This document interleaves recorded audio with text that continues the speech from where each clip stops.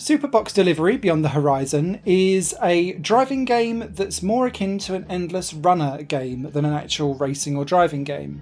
There's no real racing, you'll be auto-driving down procedurally generated roads, and there'll be lots of lines of parcel boxes for you to drive over and collect. They get popped into the back of your car, and the more you collect and the longer you keep them, and then are able to deliver them at various depot drop-off points, the more points you'll get. However, the longer you keep those boxes and the longer your run continues, the faster your car goes over time. More and more obstacles get put in your way and you'll have to drive to avoid them as best as possible.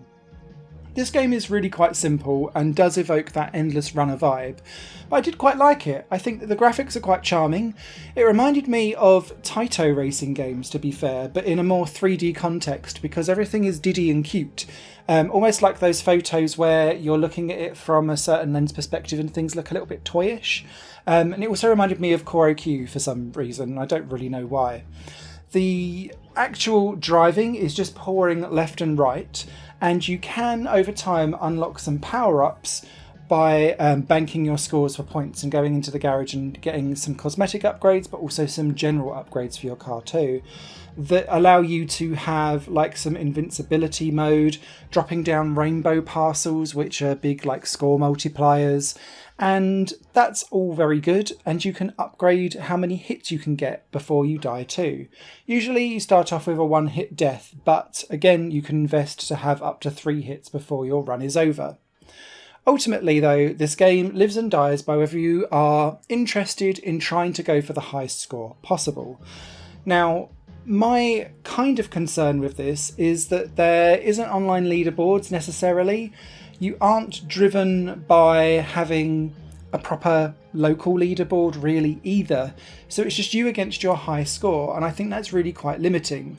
It's a shame because actually the handling for this isn't too bad if you're playing with controller. I have seen people complain about keyboards in the comments, but I didn't really play it with keyboard, so I can't comment.